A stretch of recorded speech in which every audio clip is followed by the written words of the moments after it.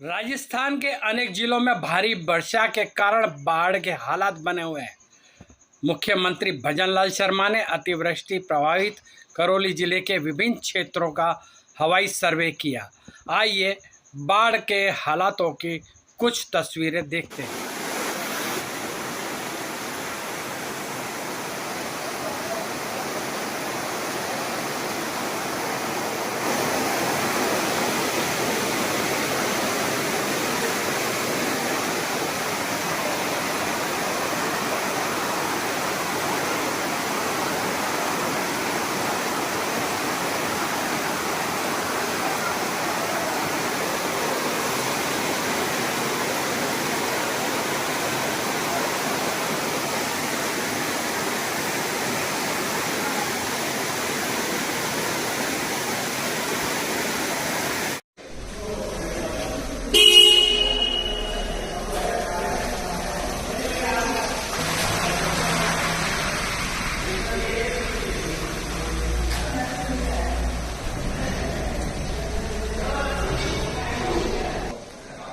और आगे भी लग रही है, उधर भी है। हाँ आगे भी जाओ ना।